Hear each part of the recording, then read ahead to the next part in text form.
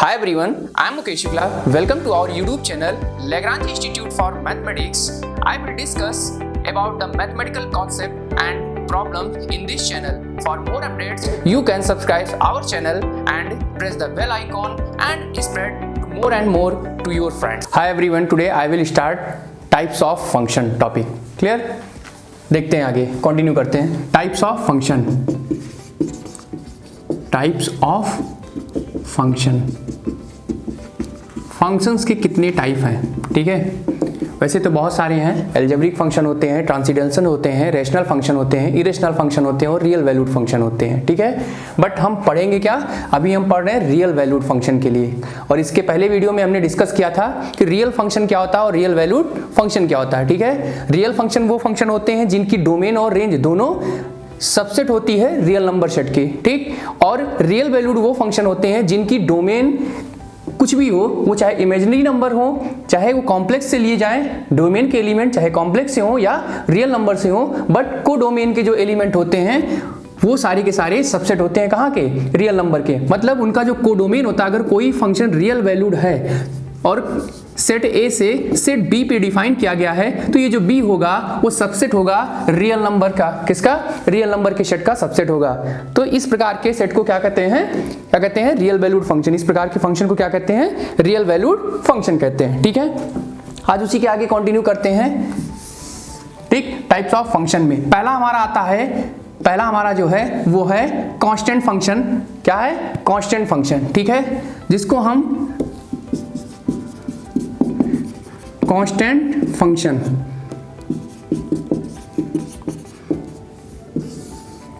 क्या है? ये कांस्टेंट फंक्शन. ठीक है, let f x be a function. Let f x be a function defined as f x is equal to k. कह रहा है कि fx एक फंक्शन है और जो किस तरीके से डिफाइन है? Define as fx is equal to k where या for every x belong to r set of real number. Set of real number. Clear? ये जो x है वो सब के सब कहां से होंगे? रियल नंबर से बिलोंग करेंगे. ठीक है, और ये जो k होगा ये कोई कांस्टेंट वैल्यू होगी जिसको फिक्स्ड वैल्यू कहेंगे. ठीक है, and k is a fixed value. ठीक है, या कांस्टेंट टर्म. क्लियर? ठीक, तो इस टाइप के फंक्शन को हम क्या कहते हैं? कांस्टेंट फंक्शन कहते हैं. क्या कहते हैं? Constant function. अब देखो ये अगर हम इसका ग्राफ बनाते हैं, ठीक है, तो कांस्टेंट फंक्शन का ग्राफ कैसे बनेगा? देखिए, ये होता है हमारा कार्टेशियन सिस्टम. ठीक है, इसको हम y कहते हैं, ये x होता है और ये हमारा y डैश होता है. क्या होता है? ये y डैश और ये हमारा x डैश है. जहां पर ये दोनों x और y एक्सिस जहां पर एक दूसरे को कट करते हैं उसे हम क्या कहते हैं? ओरिजिन पॉइंट कहते हैं. क्या कहते हैं? Origin point. ठीक है, अब इस पर अगर हम ड्रॉ करते हैं इसको, मान लो ये कोई कांस्टेंट वैल्यू है. सपोज दैट एक पर्टिकुलर केस ले लेते हैं fx इज इक्वल टू 2. क्या लेते हैं? fx is equal to 2. अब ये 2 हमारा कहां से बिलोंग कर रहा है? रियल नंबर से. कहां से? सेट ऑफ रियल नंबर से. इसको अगर हम ड्रॉ करते हैं तो fx इज इक्वल टू 2 हमारी एक लाइन ही तो होगी जो कि y एक्सिस पर कितने यूनिट पर? 1 और 2 यूनिट पर कट करेगी. ये एक लाइन है fx इज इक्वल टू 2. ठीक है, ये क्या है? एक लाइन है जो कि x एक्सिस के पैरेलल है और y एक्सिस के पॉजिटिव डायरेक्शन में 2 यूनिट की डिस्टेंस पर क्या कर रही है? कट कर रही है. ठीक है, तो a line passes through the point 2 at a distance from origin at y axis and it is parallel to the x axis. ठीक है, तो ये कांस्टेंट लाइन हो गई. और इसकी अगर हम डोमेन की बात करें, डोमेन ऑफ दिस फंक्शन, इस फंक्शन की, ये जो फंक्शन लिखा गया इसकी डोमेन क्या है? तो इसकी डोमेन है पूरा r. देखो, पूरा रियल नंबर मतलब सेट ऑफ रियल नंबर. ठीक है, इसकी डोमेन क्या है? Set of real number. आप x की वैल्यू देखो माइनस इनफाइनाइट से लेकर के और प्लस इनफाइनाइट तक कुछ भी रखेंगे, इसको कहीं पर भी समस्या नहीं होगी. ठीक, और इसके रेंज की बात करें, रेंज ऑफ दिस फंक्शन, ये रेंज लिखा है, रेंज ऑफ दिस फंक्शन, ये कितना हो जाएगा। अब रेंज की बात करें तो रेंज में देखो केवल एक ही एलिमेंट मिलने वाला है, कौन, वो फिक्स पॉइंट मिलने वाला, कोई और नहीं मिलने वाला है। तो ये फिक्स पॉइंट हमारा क्या हो जाएगा, के, मतलब रेंज हमेशा एक सिंगलटन एलिमेंट होगा, क्या होगा, सिंगलटन एलिमेंट, ठीक, जिसको हम सिंगलटन सेट कहेंगे, क्या कहेंगे, सिंगलटन सेट। तो जो भी कांस्टेंट फंक्शन होता है उसका डोमेन क्या होता है, set of all real number होगा, जबकि उसका जो रेंज होगा क्या होगा, वो रेंज हमेशा एक कांस्टेंट वैल्यू होगी, जिसको हम कैसे रिप्रेजेंट करते हैं, सिंगलटन सेट के रूप में रिप्रेजेंट करते हैं, ठीक, क्योंकि रेंज में केवल वही फिक्स्ड वैल्यू आने वाली है जिसके लिए फंक्शन डिफाइन किया गया है, ठीक है, ये हमारा कांस्टेंट फंक्शन है, ठीक है। चलिए नेक्स्ट फंक्शन देखते हैं हम लोग। नेक्स्ट हमारा होगा आइडेंटिटी फंक्शन। कौन सा फंक्शन है वो, आइडेंटिटी फंक्शन है, क्लियर। आइडेंटिटी फंक्शन क्या होता है, देखिए आइडेंटिटी फंक्शन, ठीक, आइडेंटिटी फंक्शन क्या होता है, late f from R to R, let f is a function, let f is a function defined from R to R, ठीक है, is defined as, किस तरीके से डिफाइन है, fx is equal to x, fx is equal to x for every x belong to, कहां से, real number, फिर से वही सेट ऑफ रियल नंबर। देखो क्या कर रहा है फंक्शन, एक फंक्शन डिफाइन है रियल नंबर के सेट से, रियल नंबर के सेट पर, ठीक है, is defined as fx is equal to x for every x belong to real number then the set of real number. ये जो हमारा r है ये क्या है, सेट ऑफ रियल नंबर, ठीक है। तो ये फंक्शन क्या कहलाता है, then fx is called, fx क्या कहलाता है हमारा, ये हमारा हो जाता है आइडेंटिटी फंक्शन, क्या कहलाता है, आइडेंटिटी फंक्शन कहलाता है, ठीक है, शॉर्ट में आइडेंटिटी फंक्शन कहलाता है। क्यों, क्योंकि देखो यहां पर हर एक x डोमेन का हर एलिमेंट वो खुद से ही एसोसिएट्स हो रहा है। तो इसकी एक अदर डिफिनेशन लिख सकते हैं, एक अदर डिफिनेशन इसकी हम कैसे लिख सकते हैं अदर वर्ड में, कि let f is a function defined from real number to real number के सेट पर सच दैट कि every x of domain can be associated to itself uniquely, then it is called the identity function, clear। अब यहां पर देखिए इसकी range और domain क्या होगी, इस फंक्शन की रेंज और डोमेन क्या होगी। तो जरा देखिए अगर हम किसी पर्टिकुलर केस की बात करें, या x, ये हर एक x कहां से बिलोंग कर रहा है, रियल नंबर से बिलोंग कर रहा है, ठीक है। इस फंक्शन के डोमेन की बात करेंगे तो आप x की वैल्यू रियल नंबर से कुछ भी उठा करके यहां पर पुट करिए, हमेशा वही वैल्यू हमको मिलने वाली है। तो इस तरीके से पूरा रियल नंबर का सेट इसका क्या हो जाएगा, डोमेन हो जाएगा, ठीक है, means set of real number, ठीक है, ये पूरी डोमेन हो जाएगी। और रेंज सेट क्या हो जाएगा इस फंक्शन के लिए, इस फंक्शन के लिए रेंज सेट क्या हो जाएगा, ये भी पूरा रियल नंबर होगा, क्योंकि जो x हम पुट करेंगे वही हमको यहां मिलने वाला है, ठीक है। तो ये हो जाएगा पूरा रियल नंबर, ठीक है, means set of real numbers. तो ये हमारा हो गया क्या, आइडेंटिटी फंक्शन। इसका ग्राफ जरा देखते हैं, ये इसका ग्राफ बड़ा इंटरेस्टिंग है, ठीक है। देखिए फिर से वही Cartesian system, x y dash और x डैश, ये हमारा y है, ये हमारा ओरिजिन होगा o 0,0, ठीक है। अब जरा देखते हैं हम इधर नंबरिंग कर लें 1 2 3 और इधर 1 2 3 4, ठीक, इधर भी करेंगे -1 -2 -3 -1 -2 और -3, क्लियर। ये हमारा हो जाएगा, ये ओरिजिन है ही 1 2 3 और 4, ठीक है। अब जरा देखो ये कह रहा है कि अगर x की वैल्यू हम x यहां पर फंक्शन में कुछ भी पुट करते हैं तो हमेशा हमें वही चीज मिलने वाली है। और ये fx जो है ये किसको दिखाता है, fx हमारा किसको दिखा रहा है, ये वर्टिकल लाइन को दिखा रहा है, किसको दिखा रहा है, वर्टिकल लाइन को, vertical line means y axis को। और ये x जो दिखाता है ये किसको दिखा रहा है, ये हमेशा हॉरिजॉन्टल लाइन को शो कर रहा है, ठीक। और x हमारा कैसा है, ये इंडिपेंडेंट है, जबकि fx कैसा है, x पर डिपेंड कर रहा है, ठीक है। इसके लिए हम देखते हैं, देखो अब अब x की वैल्यू अगर हम रियल नंबर के सेट से रखते हैं, मान लो तो हम 1 रख लेते हैं। क्या रखते हैं? 1 रखते हैं। तो 1 रखेंगे तो क्या मिलने वाला? 1। फिर अगर हम 2 रखेंगे तो कितना मिलेगा? 2। 3 रखेंगे तो कितना मिलने वाला है? 3 मिलने वाला है। ऐसे हम -1 रखेंगे तो क्या मिलेगा? -1। ठीक, -2 रखेंगे तो -2 मिलेगा। तो यहां से एक चीज तो क्लियरली पता है, अगर हम x की वैल्यू हम x एक्सिस पे एक यूनिट चल रहे हैं, मतलब डोमेन से अगर हम 1 रख रहे हैं तो कोडोमेन में हमें कौन सा एलिमेंट मिल रहा है? वही एलिमेंट। यहां पर देखो आइडेंटिटी फंक्शन है, उसने कहा था ये खुद से ही खुद को एसोसिएट करता है, ठीक है, हर एलिमेंट।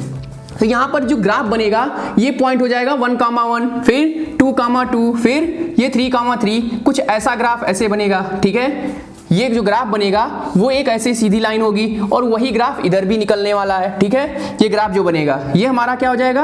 आइडेंटिटी फंक्शन का ग्राफ है, ठीक है। किसका ग्राफ है? आइडेंटिटी फंक्शन का, ठीक। अब देखो ये जो आइडेंटिटी फंक्शन है ये कैसा है? ये जो लाइन है हम लोगों ने पढ़ा है कोऑर्डिनेट ज्योमेट्री में, ठीक है। ये जो लाइन लिखी गई है ये आइडेंटिटी फंक्शन है और इसी को हम लिखते हैं y = x। ये क्या लिखा है? y = x। अगर हम fx को y लिख दें तो y = x लाइन लिखी गई है कि नहीं लिखी गई है, ठीक है। This is called the identity function. क्या कहलाता है? ये आइडेंटिटी फंक्शन कहलाता है, ठीक है। और ये एक ऐसी लाइन लिखी गई है जिसका स्लोप कितना है? इसका स्लोप कितना है?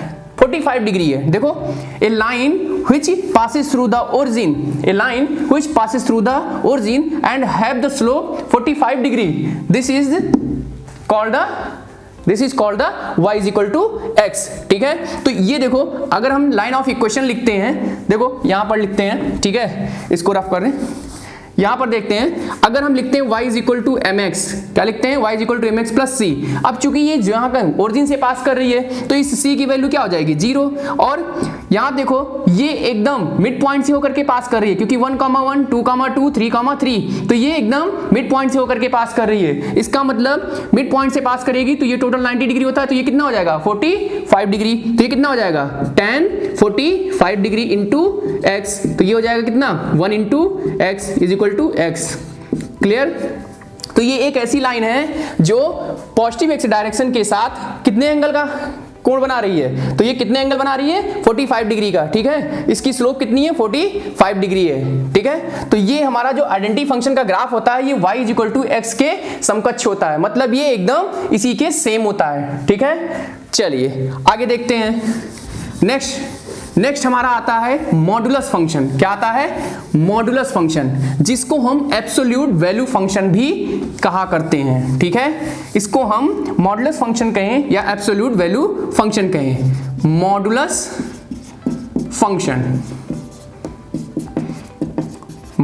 फंक्शन या एब्सोल्यूट वैल्यू फंक्शन, ठीक है।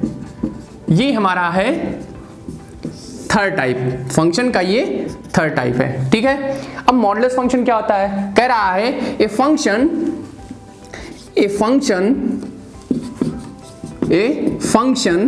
fx is defined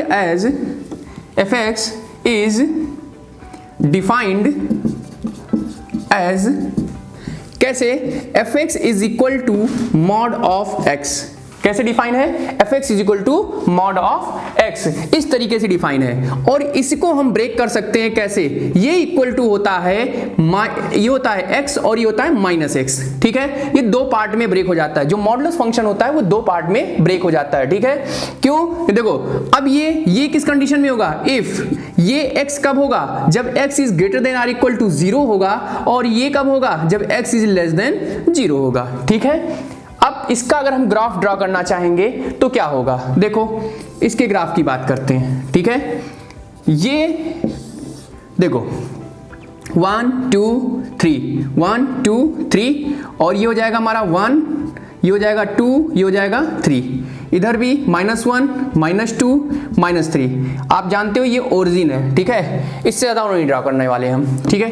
y x x dash और y, इतने से हमारा काम हो जाएगा। ठीक है, अब देखो अगर हम इसकी बात करें तो ये जो लाइन लिखी गई है वास्तव में ये दो अलग अलग कंडीशन लिखी गई है। अगर हम इसको सेपरेट लिखना चाहें सेपरेटली तो fx इज इक्वल टू लिखा गया है x, कंडीशन क्या है if x is greater than or equal to 0, ठीक, एंड दूसरी जो वैल्यू लिखी गई है fx equal to minus x, if condition क्या है if x is less than 0, यही तो कंडीशन दी गई है।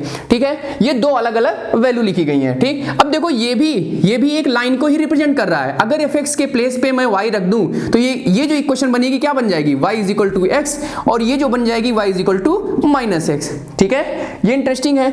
अब देखो यहां पर आ जाओ, अगर इसका ग्राफ बनाए, अभी हम इसका ग्राफ देख करके आ रहे हैं, ये किसका ग्राफ क्या होता है, ये होता है, क्या होता है, ये किसका ग्राफ है, y is equal to x का है। ठीक है, जिसको हमने नाम दिया है क्या, y is equal to x कह दे या fx is equal to x के ने। ठीक है, ठीक, ये कंडीशन कब है, जब x की वैल्यू देखो greater than or equal to 0, या तो 0 रखो या 0 से ग्रेटर वैल्यू रखोगे तो हमेशा ये लाइन मिलने वाली है। ठीक, और फिर यहां पर देखो अब कराए, अगर x की वैल्यू 0 से लेस रखते हैं, x की वैल्यू अगर हम 0 से लेस रखते हैं तब भी हमें y तो पॉजिटिव मिलने वाला है, fx देखो हमेशा हमें पॉजिटिव ही मिलेगा। ठीक है, यहां पर रखो -2, तभी मॉड के बाहर मॉड से जो भी वैल्यू निकलती है वो हमेशा पॉजिटिव होती है। ठीक, तो ये -2 रखोगे तो कितना हो जाएगा, 2 हो जाएगा, एब्सोल्यूट वैल्यू हो जाएगी। बट ये है कि हम x की वैल्यू नेगेटिव और पॉजिटिव दोनों रख सकते हैं ना, तो यहां पर क्या हो जाएगा, जो दूसरी लाइन मिलने वाली है कुछ ऐसी मिलने वाली है। ठीक है, यही तो मिलेगी। देखो हम x की वैल्यू नेगेटिव में चाहे जहां तक रख सकते हैं, इसकी कोई लिमिट तो है नहीं कि हम ये नहीं रख सकते। ठीक, नेगेटिव में जो भी वैल्यू रखेंगे लेकिन y हमेशा पॉजिटिव मिलने वाला है, नीचे ग्राफ नहीं जाएगा, ग्राफ कहां जाएगा, ऊपर की तरफ, इधर इस साइड में जाएगा। ठीक है, तो ये हमारा जो ग्राफ हो जाएगा ये किसका हो जाएगा, ये हमारा जो लिखा गया है fx is equal to minus x है, या इसी को y is equal to minus x कह देंगे। ठीक है, तो ये हमारा जो मॉडुलस फंक्शन होता है वो हमेशा ग्राफ कैसा बनाता है, v के आकार का बनाता है। किस आकार में बनाता है, v के आकार में बनाता है। ठीक है, अब एक खास बात इसकी है। ठीक है, अगर हम इसकी बात करें डोमेन की, देखो इसके डोमेन की अगर हम बात करें तो इसका डोमेन क्या हो जाएगा, देखो इसका डोमेन क्या है, डोमेन पूरा देखो नेगेटिव x एक्सिस से लेकर के पॉजिटिव x एक्सिस तक कोई भी वैल्यू पुट करो, means domain of this function is equal to set of real number, क्या है, set of real number. Clear, ये हो गया। और range of this function is equal to, इस फंक्शन की रेंज क्या है, अगर गौर से देखो तो इस फंक्शन की रेंज y का नेगेटिव डायरेक्शन, इस पर कोई वैल्यू y की नेगेटिव नहीं मिलने वाली है, इस फंक्शन में y की कोई भी नेगेटिव वैल्यू नहीं हमको ऑब्टेन होगी, मिलेगी कौन सी, x या 0 या 0 से ग्रेटर, मींस r पॉजिटिव की बात कर रहा है। डोमेन क्या है, set of positive real number, set of positive real number, ये पूरा होगा। ठीक, और चाहे ये कह दो, चाहे ये कह दो x सच दैट, या ऐसे लिख दो रियल नंबर के, ये जो हमारा रेंज सेट होगा उसको ऐसे भी लिख सकते हैं, x such that x belong to कहां से, r पॉजिटिव।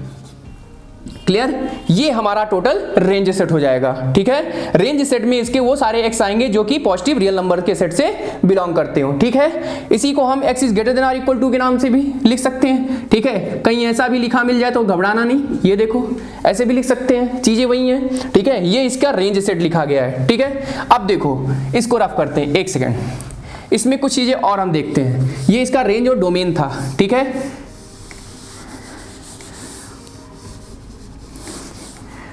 अब थोड़ा सा देखते हैं, जरा देखिए ये जो फंक्शन अभी हमने लिखा था fx इज इक्वल टू, ये था x और माइनस x कब था, if x is greater than or equal to 0, if x is less than 0। Clear, ये था। ठीक है, अब इधर देखो, अगर हम fx की बात करें, fx जो है हमारा मॉडुलस फंक्शन x हो जाता है कब, if x is greater than or equal to 0, और ये fx जो है वो माइनस x होता है कब, ये कब हो जाता है, जब if x is less than 0। Clear, अब देखो यहां पर इसकी बात करें, कहां गया, ये हमारा जो लिखा गया आइडेंटिटी फंक्शन है, मींस ये है मॉडुलस फंक्शन आइडेंटिटी फंक्शन की तरह बिहेवियर रखता है, मतलब graph of modulus function and identity function is same for the x is greater than और इक्वल टू 0, दोनों कॉन्साइड कर जाते हैं। ठीक है, मींस कह सकते हो कि graph of mod x and identity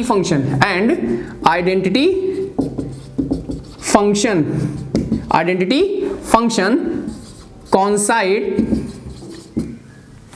each other एक दूसरे को क्या कर रहे हैं, वो देखो कॉन्साइड कर रहे हैं कि नहीं कर रहे हैं। यही ग्राफ तो हमने बनाया था किसके लिए, अभी बनाया था हमने किसके लिए, आइडेंटिटी फंक्शन के लिए, सेम यही ग्राफ ड्रॉ किया था, ठीक है। Consider each other for x is greater than or equal to 0, x is greater than or equal to 0, x की वैल्यू 0 या 0 से ग्रेटर होगी तो यही आइडेंटिटी फंक्शन का ग्राफ होता है और यही हमारा मॉडुलस फंक्शन का ग्राफ हो जाएगा। लेकिन निगेटिव के लिए नहीं होता है, निगेटिव के लिए क्या हो जाएगा, y is equal to minus x की, मतलब y is equal to minus x की लाइन को कॉन्साइड कर जाता है कौन, मॉडुलस फंक्शन का ग्राफ, कब, जब x इज लेस देन 0 हो जाता है। क्लियर, तो ये हमारा था टोटल मॉडुलस फंक्शन, ठीक है। मॉडुलस फंक्शन की कुछ प्रॉपर्टीज है जिनको हम नोट कर लेते हैं। देखिए पहली प्रॉपर्टी क्या है,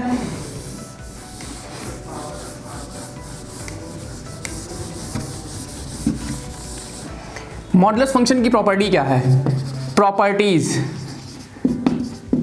मॉडुलस फंक्शन की प्रॉपर्टीज क्या है। पहली प्रॉपर्टी क्या है मॉडुलस फंक्शन की, देखें पहली प्रॉपर्टी इसकी कहती है कि under root for any real number, for any real number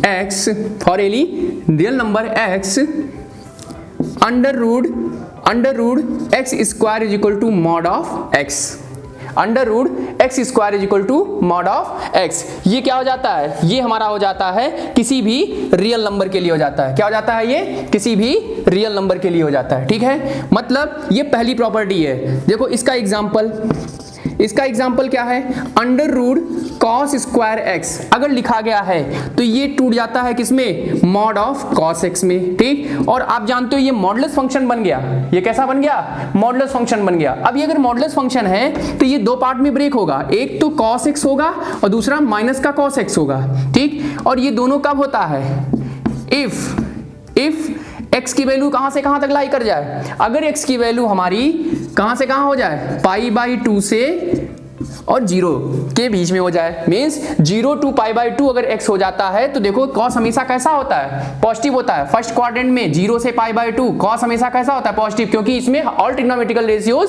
will be positive, ठीक है। और इस वाले की बात करें तो इस वाले में देखो सेकंड क्वाड्रेंट में, किसमें, सेकंड क्वाड्रेंट की बात करें तो ये हमेशा कैसा होता है, cos negative, means if x is less than और equal to pi but greater than pi by 2, pi by 2 से ग्रेटर होना चाहिए और पाई तक होना चाहिए, तो cos हमेशा कैसी वैल्यू देता है, निगेटिव वैल्यू देता है। क्लियर, तो ये इस पार्ट में ब्रेक हो जाएगा, ये इसकी पहली प्रॉपर्टी है, ठीक है।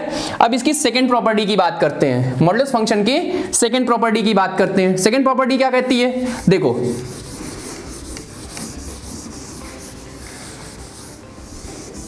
देखिए नेक्स्ट प्रॉपर्टी क्या कहती है, नेक्स्ट प्रॉपर्टी ये कहती है, सेकंड नंबर की प्रॉपर्टी है, सेकंड नंबर प्रॉपर्टी कहती है कि if A and B are, if A B are two positive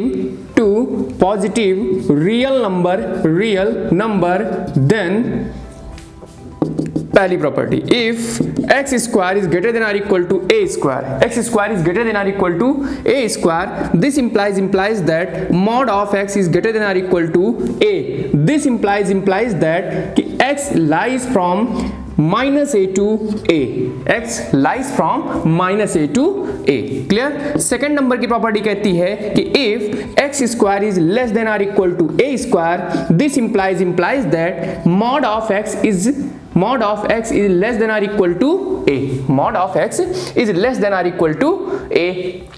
okay, ये कब पॉसिबल है, दिस implies that, इसका मतलब ये हो गया कि x is less than or equal to minus A और x is greater than or equal to a, दो में से कोई एक कंडीशन होल्ड करनी चाहिए। थर्ड नंबर की प्रॉपर्टी क्या कहती है, if x square is greater then, if x square is less than a square, इस बार 100% की इक्वलिटी की साइन यूज कर रहा है, लेस देन, ठीक है। तो इस कंडीशन में mod of x is less than a, this implies that कि x lies between minus a to a।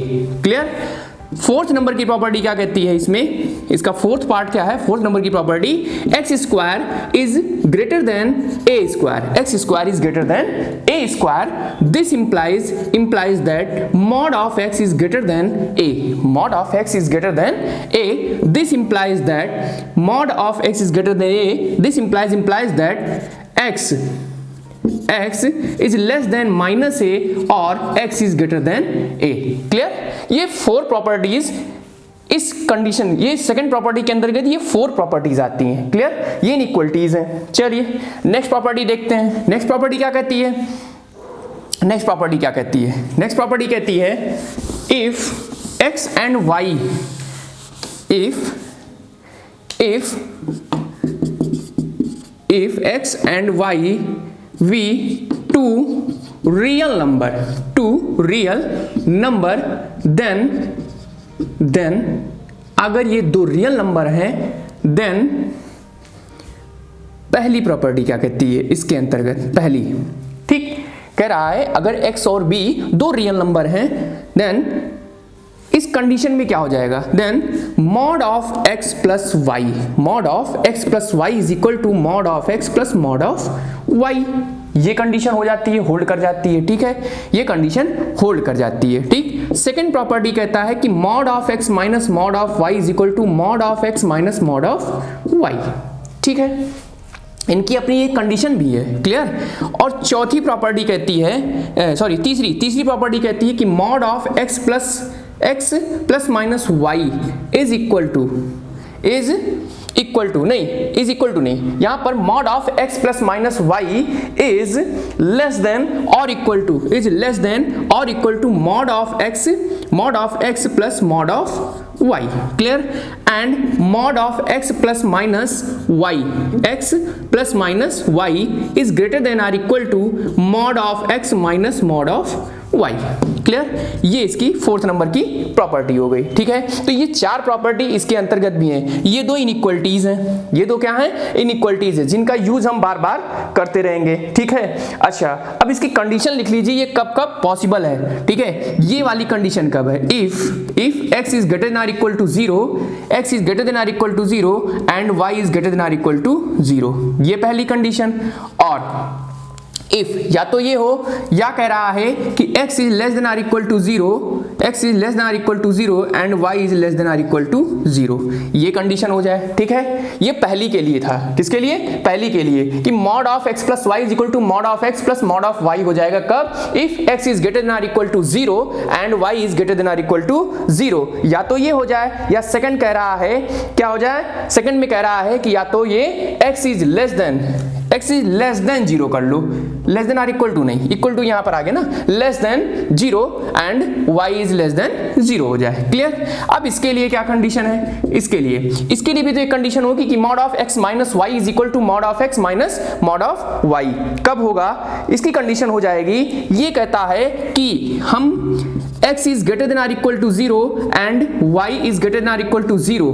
ठीक है, x इज ग्रेटर देन और equal to 0 and y is greater than और इक्वल टू 0, ये होना चाहिए। Clear?